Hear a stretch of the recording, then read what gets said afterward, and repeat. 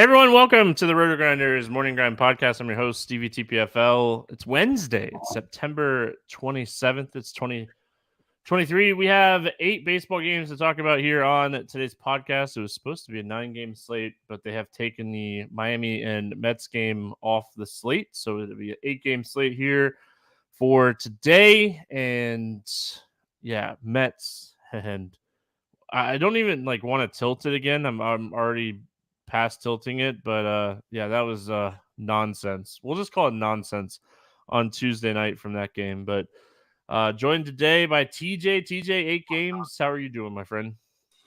Doing pretty well. Had a busy weekend. I was out of town at an expo, and I hosted my very first panel for Nolan North, the guy who voices Nathan Drake in Uncharted and a whole bunch of other stuff.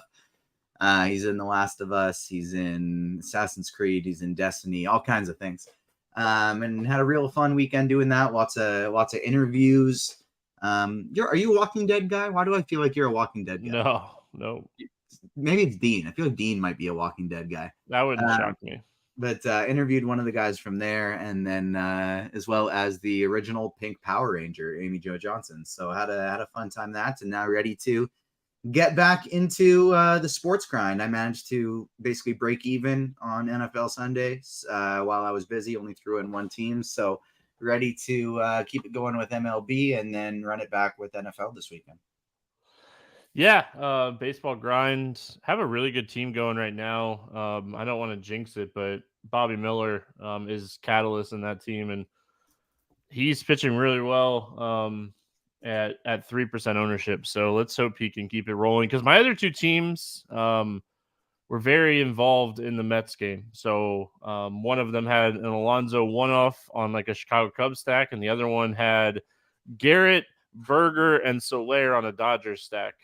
So I am not happy. I'm just hoping that the one team that I have going, it's an Arizona stack with Miller and a couple of one-offs, pans out to like break close to break even. But yeah, let's talk some baseball here. We said 8 games. I mean, it's that time of the year where we're grinding some baseball at this point. So we got New York at Toronto, the Yankees and the Blue Jays, 7.5 total in this game. Close to a pick 'em here. Cole and Berrios facing off against each other. Let's start with Garrett Cole. He's 12K on this slate. We do have cores on this slate with a very below average pitcher pitching for the Rockies and a bullpen that had a doubleheader the day before. So, I mean, do we pay up for Garrett Cole on this slate?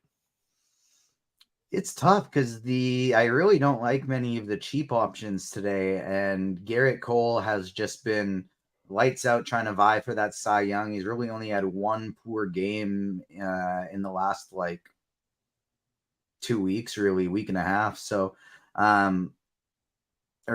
month is what I meant to say. I was looking at the wrong date there. And so, really expensive. You got to pay for him, but I don't know, unless you convince me otherwise as we go through this and things open up, I'm going to have a tough time saving salary at pitching today, and I think I might have to prioritize some expensive ones. There's really only one person I see below 8K that I'm at all excited about. Yeah, pitching stuff on this slate. We got a lot of back end starters, and yeah, pitching's going to be tough. I think that prioritizing pitching is not a bad way to potentially approach the slate. And I mean, Garrett Cole against Toronto, tougher matchup. The Blue Jays are a very good team, especially on paper. But I mean, this is a team that's very right-handed heavy. Same thing we talked about with Michael King on yesterday's podcast. King had a great game. Garrett Cole is elite against right-handed hitters. So I mean, as far as just pure on projections, he should project as one of the highest scoring pitchers on this slate. What are the really quick before we talk about Berrios on the other side of this game? Everyone needs to check on Keith after what just happened in that Cubs game. My mind is blown on what just happened there. So we all need to check on Keith. We all know he's a big Cubs fan. That one's going to be tough to swallow as a Cubs fan. Let's talk Berrios on the other side of this game. We've seen some upside here from Berrios recently. I mean, he's a favorite here against the Yankees. He has upside.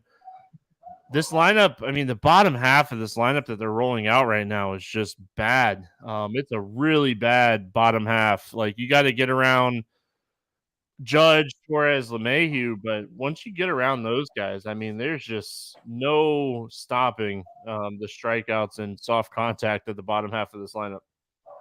Yeah, you're 100% right. I like Berrios quite a bit. 8,600 is very reasonable for him. He's arguably, from a point per dollar standpoint, I think my favorite pitcher on this slate.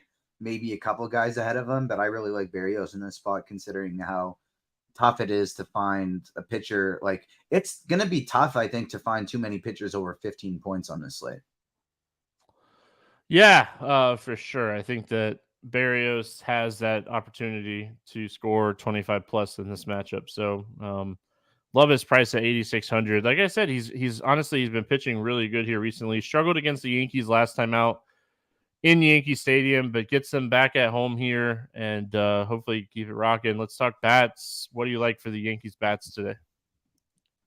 You can always play Aaron Judge. Austin Wells is cheap and good, like only 3K still. Lefty bat going up against Berrios is what you want if you're taking anything. He just hit a walk-off to win the game on Tuesday night. So that would be basically him or nothing for me. All right. The Toronto side against Cole, I mean, you could chase home runs here if you wanted to. I think that this is a spot I'll probably stay away from the Toronto bats. Yeah, I'm with you. Just no need to chance it on this slate. All right, moving on. Cubbies at Braves. Oh, gosh, I still can't get over that play. This game is currently no total. From what I saw, yeah, still no total. Like, we know Taillon's pitching for the Cubs. It sounds like Darius Vines is going to pitch here for the Braves. I could be wrong. I have to check, but I'm pretty sure the Braves have, or they haven't. They haven't. They need, I think, one more win to clinch the best overall record in the NL. So, I think unless the Dodgers lose. But anyway, let's talk Taillon here. Any interest in Taillon at 6,600? Absolutely not. No. So I will say for Taillon here, if we did get a Braves clinched lineup, it's going to happen at some point this week. Just kind of watch that, because like it could be one day this week the Braves lineup is going to look really bad. It's going to have, no Acuna, no Riley, no Albies, no Olsen. So I mean, that's going to happen one day this week. So just wait for that to happen. Take advantage of it. If it's a normal Braves lineup, I mean, no chance I'm playing Taillon. The other side of this game, Darius Vines. We haven't seen too much of Vines. He pitched a little bit here recently and only threw 61 pitches. I mean, he is going to kind of need to be stretched out a little bit here, with Max Fried banged up with the blister. Any interest in Vines at 6,400? No, I don't think so. If he was a little cheaper, maybe I would take some shots. But like, if we're looking at just an absolute maximum of 80 pitches, and even if he gets there, there's by no means a guarantee that he did anything with them. So I don't think so. Yeah, I mean, just a guy that really hasn't shown any upside. So yeah, I think this is a great spot to go back to the well on the Cubs bats. Horner, Happ, Bellinger. I mean, definitely a mini stack. I don't know if I full stack them, but definitely a mini stack or like a 4-4 type of stack I'm looking at today. For what it's worth, his only start this season was in Coors, and he went 6 innings, but it was only 82 pitches, and we don't know that he has the ability of going that deep right now. We don't know that he's that stretched out yet.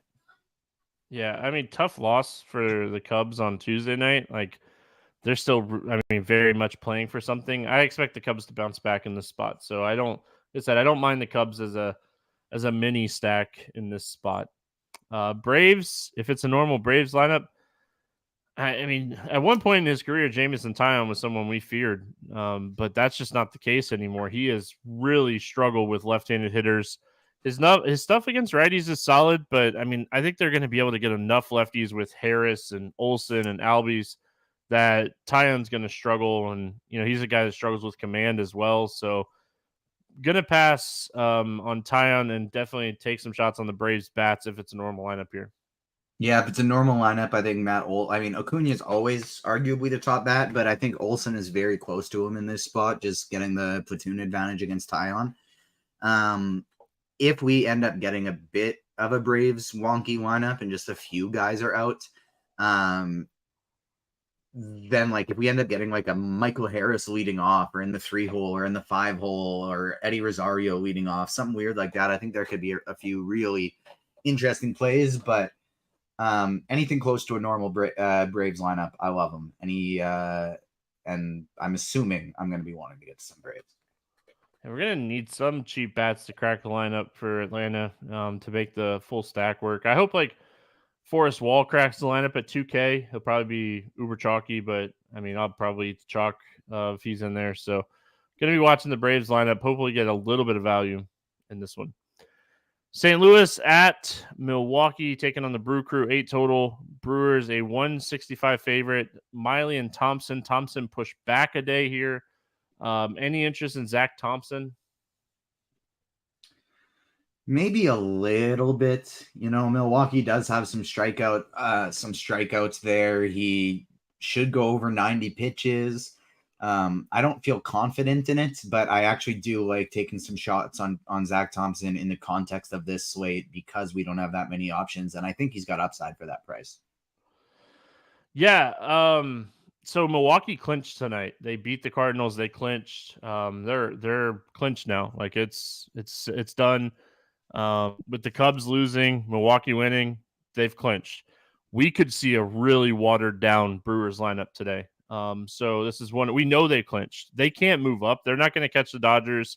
They are going to be in that spot. So would not shock me if we get one of those, pop some wine bottles. We won the division on Tuesday night. Really, really weak hangover AAA lineup on Wednesday. So pay attention to that, because we are searching for some value at pitcher. Zach Thompson's not a great pitcher. The Milwaukee Brewers should beat him up a little bit here, but if we get a very watered down lineup, I don't think it's the craziest idea to take some shots. Wade Miley on the other side of this game, and kind of the same thing. They've clinched. His pitch count has, been in that 85 to 95 range. They don't need to push him here. I mean, I think Wade Miley ends up working out of the bullpen for the playoffs because they do have Woodruff, Peralta, and Burns. But I think this is a spot we don't see a ton of upside for Wade Miley. Yeah, I'm with you. I do think he could cruise through some easy innings and put up a decent score, but I don't know that the upside is there. I'm probably not going to be going to him. All right. Bats. Any interest in the Cardinals bats here? Not really. Maybe we're seeing the worst relievers, and it's like you said, kind of that hangover day for Milwaukee today. And so maybe, and I do like taking lefties against them I do like targeting them against lefties more than righties, but I don't know. I just don't feel good about St. Louis. Yeah, this is a spot I feel like you could take shots on Goldschmidt, Walker. I'm blanking Yepis. You could get a little 3-man power stack for the Cardinals today. I don't hate that idea. I'm not full stacking them. Like I said, if I'm playing them, it'd be a secondary stack here. Brewers bats. I mean, okay, let's talk normal lineup. If the Brewers roll out a normal lineup, do you have any interest in the Brewers bats here? I would have interest, and I think maybe in Contreras as a one-off, or maybe in a little bit of a mini stack. Get some Adames, maybe one of the cheap outfielders in there, but not particularly a ton of interest here. No. Yeah, I mean, it'd be Contreras, Santana, Kana, Josh Donaldson, Adames that I would have. If we get a normal lineup, those would be the guys I'm targeting against Thompson. All right, we got Oakland at Minnesota. Estes against Lopez in this one. 8.5 total. The Twins, a 290 favorite here. Any interest here in Joey Estes? I don't really know too much about him, if I'm being honest. I'm pulling up some stuff and I'm looking at it for the first time right now. And so I do like the fact that in his very first game, he pitched 90 pitches. That to me is promising. The only two strikeouts and giving up more home runs than strikeouts, that's not so promising to me.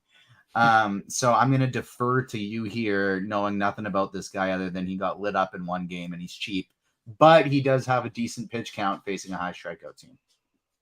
Yeah. So, I mean, he is a slightly above average prospect. He's basically just got called up to get some major league innings. Everything that, you read preseason on him is he wasn't going to get called up until next year. And I mean, they're just at a point now where they're just giving the guys some innings, but good fastball, good changeup, good slider, not great. Has some, swinging strike abilities. His strikeout rate really dipped this season when he went from AA to AAA. So that's always concerning. And now you're making that one more further step up to the bigs here. His first start, he had pretty good swinging strike stuff against Seattle. He just wasn't generating a lot of strikeouts. I don't think he's the craziest idea for a large field tournament, but I don't know if we'll necessarily need him today either. But he's not, like I said, he's not like this guy where it's like, oh, we got to play big prospect, big arm type of play. I haven't been playing all that heavy MLB late in season in terms of DraftKings and FanDuel. I've been doing a lot more prize picks and underdog just because I feel like there's typically a few spots that I feel pretty confident about, but I'm not super looking to load up on 150 lineups like I was before with all the chaos happening. So if I were running 150, he would definitely be somebody I would keep in the pool just because he's cheap and Minnesota strikes out. But probably not somebody I'd be getting to in a single entry, 3 entry, 5 entry type scenario, which I probably will be playing. All right. Lopez against Oakland. I said this yesterday with Minnesota pitching down the stretch, especially a guy like Pablo Lopez, who they definitely want healthy for the playoffs. I don't see him going more than 95 pitches. And I love the spot. But if I'm going to pay up, it's going to be Cole over Lopez. I think Lopez is a phenomenal pitcher. I think this is a great spot. I just think his ceiling is kind of capped more by they're in the playoffs and they really don't have anything to play for over the next, few days. Yeah, I think he's definitely in the MME pool. He probably will have the second highest raw points projection on the slate behind Garrett Cole. Even in 95 pitches, he could probably still go 6-7 innings clean against this Oakland team. But I don't think he would crack my top 5. He would just be an MME guy for me. All right.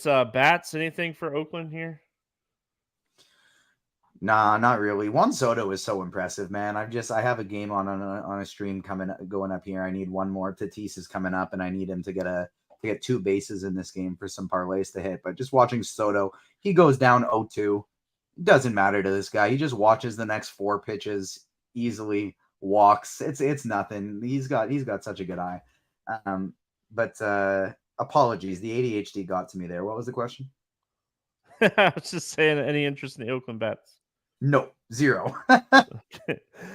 I think that's why the eye caught me watching Juan Soto's at bat, because that's how little interest I have in the Oakland Bats on Wednesday night.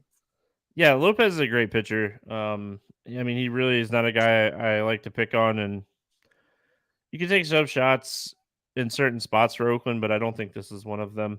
Minnesota side, I mean, a slight interest in the Minnesota Bats just because the matchup seems like, they're getting a young pitcher that's seen his strikeout stuff dip quite a bit. Maybe we take some shots here. It's the same guys we talked about on the podcast yesterday: Kirilloff, Kepler, Wallner, and I think 2 of those guys hit home runs on Tuesday night. So, just taking some power lefties in this spot is how I would approach Minnesota. I think they're great because the power lefties are all in a good spot. But additionally, like outside of Jorge Polanco, this whole team's super cheap. And Polanco's not expensive either. He's still below 5K. So, like, if we want to play Garrett Cole, we can probably full stack this Minnesota team in a huge ballpark downgrade for Oakland pitching. They're going into a much hitter friendlier park. And we're probably going to get a super cheap lineup here with like no Royce Lewis, no Byron Buxton, no Carlos Correa, no Miranda, no Gallo. That's a lot of guys out here for that team. We're going to get a lot of value. And so I actually like this Minnesota stack quite a bit. They might be my favorite value stack. I think I might take a few shots on Estes, but Minnesota, I like the other side more. All right, we got Dodgers and Rockies facing off in Coors, 12 total in this game. Dodgers a 205 favorite. Shaheen against Davis. Any interest here in Shaheen? I mean, yeah, I think I actually do because even though this is in Coors, this is still Colorado. Shaheen is nice and cheap because of the matchup. He was expected to be an opener last game, and he ended up going 93 pitches. He's a little bit wild at times, but this Colorado team isn't overly patient. He has the strikeout upside. I actually do think I have some interest in Shaheen here. I don't hate it. The Rockies are just such a bad offense that, I mean, at this price, I'm willing to take any shot on anybody. I do think, like, you worry about the pitch count. It's just, I mean, they definitely seem interested in getting him stretched back out for a playoff run. So maybe this is another spot we see 90 plus pitches at 6,200 and we take some shots. Davis on the other side of this game. This is an easy fade for me today. Yeah, absolutely not. Dodgers and Coors, I'll pass. Let's talk about these Dodgers bats. You know, what are your thoughts here? Basically, for me, it's anybody that cracks the lineup that you can afford. The Dodgers are the top stack on the slate for me. Like, Davis stinks. Colorado Dodgers doubleheader on Tuesday. Like, and the Dodgers are putting it on them on that second game of the doubleheader. So just, I mean, this is a spot I want to stack against Davis as much as possible. You nailed it. They're undoubtedly the top stack on the slate. Anybody you can afford, anybody that doesn't have too crazy of ownership, try and make it work if you want to play them. And if they're super chalky, I don't even think you have to fade them. I think you just get a little bit different at pitcher. They're the top stack on the slate and priority number one. Let's talk Rockies bats. I think Blackman, Nolan Jones are somewhat interesting in this spot. You know, when he has struggled, it has been against left-handed hitters. So, I mean, I don't mind the lefties, and they're going to come in at decently low ownership in this spot. So, I could see myself using them as like one-offs, or finding that third piece that makes sense for a three-man Rocky stack. Yeah, maybe I don't mind trying that out as well. It's not like Sheehan is some incredible pitcher. I don't even think the full stack is crazy. It's not like it's that expensive. They don't have a single player over 5K. And so I like taking shots on Sheehan, but I think I would maybe get a few full stacks here too. All right, Texas at LA taking on the Angels, 8.5 total in this game. Rangers are 165 favorites. We got Dunning and Canning facing off against each other. Not many options under 8K, but I mean, Dane Dunning seems like he could be viable in this spot just because of all the injuries and how bad the Angels lineup is on paper. Hate the price tag, hate the ceiling, but I mean, if you're playing a bunch of lineups today, I could definitely see throwing some shots on Dane Dunning. Dunning was the guy under 8K that I felt most confident about that I brought up earlier. I don't feel great about it, but it's just because it's the Angels. I feel the most confident in Dane Dunning out of any of the below 8K pitchers, I think. So with that, I don't mind him. He's randomly popped some big strikeout upside at times this year. He kind of disappears back into regular mode more often than not, but we've seen upside happen. The Angels are one of the worst lineups in baseball. I do have some interest in Dane Dunning at 7,800, even though it doesn't feel great. Yeah, I mean, Dunning's better against righties. This is a pretty right-handed heavy team most days, so I could see it working out for him. The other side of this game, Canning, 8,300. I think Canning, like, overall is a slightly above average pitcher. They've really let him go here recently, pitch count wise. I hate the matchup against Texas. Yeah, I'm with you. I haven't made a habit of playing pitchers against Texas so far this year, and I don't really plan on it yet. Dunning is a solid pitcher who has shown ability to have upside this year. Maybe I keep him in my MME pool just because he's not very expensive, but I don't really love it. Yeah, and like Canning's strikeout stuff lately has been a lot better. He's someone that he pitches with a lot of control and command. So I could totally see like if you took shots on Canning. But I mean, I think it's a boom bust spot. You look at the lineup, and it's a really good lineup, but there are strikeouts in the middle half of this lineup with Garver and Garcia. Jong back in the lineup bumps the strikeout upside as well. So I could see Canning having a little bit of upside here at 8,300. Texas bats. What do you like here for Texas? It's Corey Seager always. Nate Lowe's been pushed down the order, and so that makes me like him a little bit less. But really, just this whole lineup up and down. Outside like Seager's always my number one, and then anybody out, I just fill out a stack, whatever works. If I can get Semien, great. If I can get Mitch Garver, perfect. But it's just Seager priority one, and then anybody else I can fill out into a stack. Angels bats. Gosh, they're so bad. Some cheap lefties that potentially crack the lineup here. I don't think are like Jared Walsh type of plays. If Moustakas cracks the lineup, like some cheap lefties, I don't mind them as one-offs or maybe a 2-man or 3-man stack. But overall, I don't have a ton of interest. It's just when you do want to attack Dane Dunning, it's usually with left-handed hitters. Yeah, and that's exactly right. Most of these bats that I would want to play on the Angels are right-handed guys. So if Moustakas drops in that lineup, I think he's in play, but I'm probably going to be more likely to play Dunning than I am the Angels.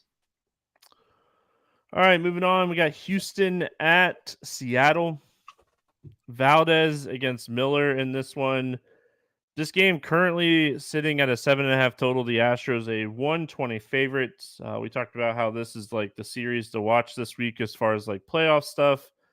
Talk to me. What are your thoughts here on Framber Valdez?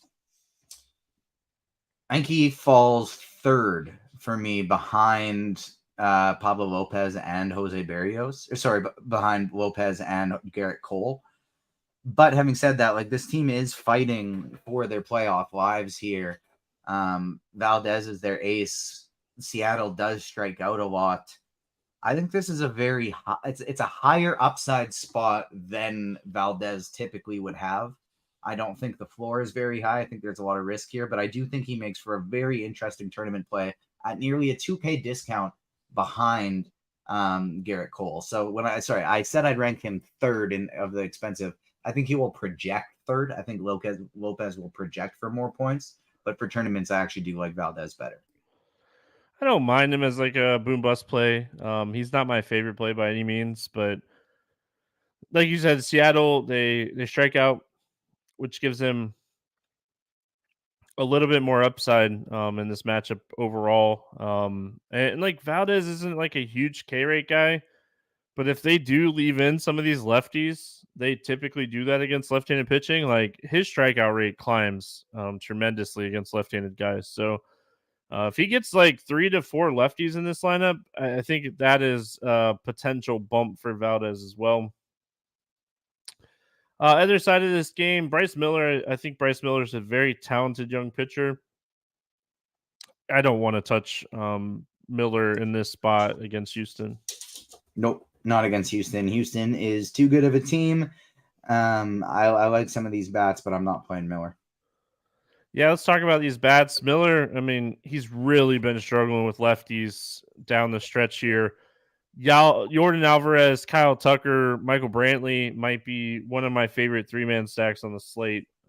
Just a fantastic spot. The only problem with like looking at that stack, that 3-man is like you're playing 3 outfielders from one team, and like Brantley is banged up, but I mean they did say like he's been available off the bench. They're just sounds like they're just giving him a couple days.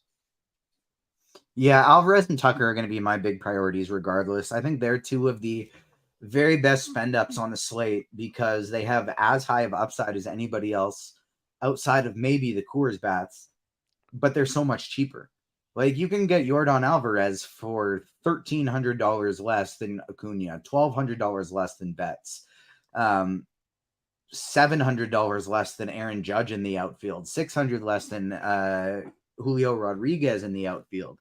Similar caliber player, much cheaper price tags. Alvarez and Tucker are going to be two of my favorite tournament plays on the slate. Yeah, I think they have some big upside in this spot. So could see like multiple home runs in this spot. Seattle bats, like, gosh, Valdez is such a tough pitcher to face because he does generate like so many ground balls. Anything standing out to you here for the Mariners lineup? In theory, I think Julio Rodriguez, Teoscar Hernandez, maybe throw in one more righty mini stack would have a fair amount of upside at incredibly low ownership, but it does seem like something I would only try in 150 lineups. Yeah, I mean, Cal Riley and Teoscar Hernandez do hit the ball up in the air a lot. Julio Rodriguez I like much more against fly ball pitchers. So yeah, I think this is a spot where you just chase some power on both sides of this game, and just hope that you nail where the home runs come from. And I feel like there's going to be multiple home runs in this game. You're just trying to nail down where they're going to come from on both sides. San Diego at San Francisco is where we finish off here. 8.5 total. The Giants a slight 120 favorites. We got Waldron against Sean Manaea. Any interest here in Matt Waldron? Nope. Yeah, I mean, I have some slight interest in him. Like, he is a talented prospect that like has some upside, and he gets a matchup against a team that just the Giants lineup is just not great. So I don't mind taking a shot on a prospect. Do we call him a prospect? He's been around forever in the minor league system, but I mean, always been waiting for him to kind of pan out. Most people have anyway. So I could see taking some shots on him here. I could see him having like a 5 to 7 strikeout game against the San Francisco lineup and putting up 18 to 22 fantasy points, which as an SP2 might actually be enough on the slate. So I don't mind Waldron at 7K in this matchup. Yeah, I just had a full-on brain fart. I was thinking Waldron was facing the team he plays on, and I thought he was facing the Padres in my brain. And I don't want to play him against his own team, but against the San Francisco Giants in San Fran, park upgrade for him. I actually don't hate it. I was just kind of looking at that one backwards. Not one of my top plays. I think there's a few guys in that range I like better. I think I like Dunning maybe a bit better. I think I like Sheehan maybe a little bit better depending on ownership. But if he's going to be low owned, I think he's a very strong tournament play. Sean Manaea on the other side of this game is 6K, over 80 pitches in 3 straight games. Any interest here in Sean Manaea? That's the no. That's the hard no for me. He's like, this is the guy I thought I was talking about. Yeah, that's the one I don't want to play. Yeah, I mean, outside of like a bad lineup, I don't see a ton of interest in playing Manaea. Like, they just Bogarts, Kim, Tatis, Cooper, Batten, like all these guys have shown that they can hit left-handed pitching this season. So Sean Manaea tends to struggle with command from time to time too. Like, this could be a really bad spot for Manaea. Padres late night hammer. Like, I think this is a spot we could look at the Padres as a late night hammer. Yeah, I agree. I think they're very interesting in this spot. Fernando Tatis at 5,400 is just so wildly cheap. They got Kim back in the lineup. Bogarts has been hitting better and leading off. Camposano has been hitting the ball very well at the catcher position. Garrett Cooper is nice and cheap and has been a strong option at first. So yeah, I like this stack as a late night hammer quite a bit. Any interest in the Giants here? Not really. Like, I guess in theory they could do well against Waldron. They're nice and cheap. So maybe as a lesser owned stack in a lineup that I'm playing Cole and a Barrios, something like that, just because they're nice and cheap. But I don't really want to get to them, no. I mean, his biggest issue has been left-handed power. So I definitely could see myself going like Jock Peterson, Yaz, Wade here, using a little 3-man. Like you said, like if you're looking for some value. A little Conforto. Yeah, like if on teams that you're not playing Waldron and like Blake Sable, like you get a cheap catcher here, so I could definitely see this working out with all these left-handed hitters in this lineup. You always worry about the pinch hit risk, but you hope they do enough damage where you don't have to worry about it. So yeah, I mean, I don't mind the Giants. Like I could see Waldron pitching well. I could see Waldron getting blown up in this spot. So I'll probably on like my 3 builds have one Waldron team and then, some Giants on one of the 3 as well. All right, let's play the morning grind game and then we will get out of here. Under 8K to get 6 or more strikeouts. Who do you got? I'm going to go Emmett Sheehan. Yeah, I like that one a lot. I'm going to go Dane Dunning against the Angels. Over 8K to score under 15. Who's your bust today? There are 2 correct answers. I'll go with one of them, Bobby Miller. Yeah, tough spot for Bobby Miller for sure. I'm going to go Canning against Texas. I don't know if that's who you had in mind or not. Yeah, that was the other really strong option for me. Over 4K to hit a home run, not in Coors. Who's going yard today? Yordan Alvarez. I like it. I'm going to go Bellinger against Vines. Under 4K to get 2 hits. Looking through that one right now, I had the other ones ready to roll. This was the one I was less sure about, but I think I want to go to Minnesota. And I'm going to say that Matt Wallner doesn't just have 2 hits. Matt Wallner is going to have 2 home runs. I think you're reading my notes. I said the exact same thing on my notes. I wrote down that exact, that was my exact pitch. So Hell yeah. Kudos to you. Good job. Way to see my notes somehow, but I'll go Yaz for the Giants. I think this is an interesting spot for the Giants. I know Yaz has been kind of cold, but could be a spot he gets 2 hits. Stack to score 6 or more runs. Who's getting the job done today? Houston. Yeah, I definitely don't mind that. I'm going to go to the late night hammer that we talked about, the Padres against Manaea. I think this is a great spot for them. This lineup's just really good against left-handed pitching. And then if you want a little bit off the board, I think Minnesota is going to put up some runs today as well. TJ, any final thoughts before we get out of here?